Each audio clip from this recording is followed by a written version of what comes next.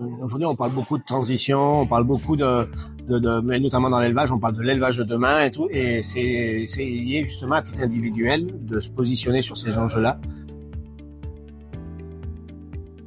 Ben déjà, vache, herbe et convivialité. Ça se traduit déjà en mettant en avant notamment l'élevage du Massif central et ses caractéristiques autour de l'élevage herbagé, nos territoires d'herbe, la diversité justement de notre agriculture.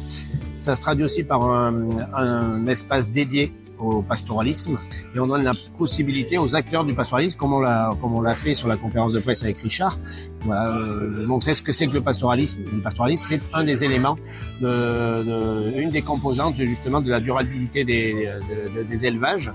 Et cette année, enfin c'est la deuxième année, on va avoir un stand dédié justement le sommet s'engage pour le climat.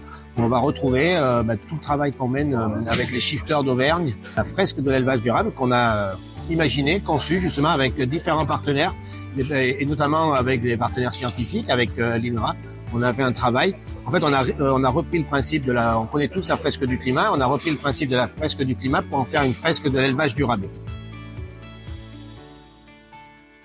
Aujourd'hui, on parle beaucoup de transition, on parle beaucoup mais notamment dans l'élevage, on parle de l'élevage de demain et tout, et c'est lié justement à titre individuel de se positionner sur ces enjeux-là, de regarder en quoi on est concerné, en quoi on est déjà bon, sur quoi on peut s'améliorer, et vraiment voilà aller.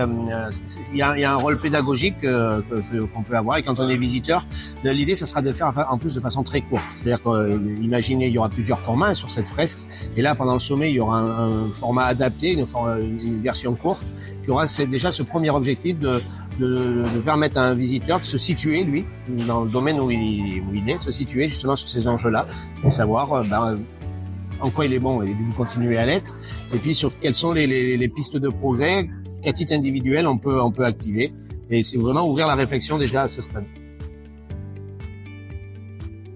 Étant très attaché à ces sujets de durabilité, on a la chance d'avoir Jean-Marc Jancovici qui vient de faire une conférence au sommet de l'élevage. Donc il y a le rapport du Shift Project qui vient de sortir sur l'agriculture. Avoir cette présentation-là, son regard, et aussi après de ramener, justement de faire un focus sur plus l'élevage de ruminants et l'élevage du Massif central.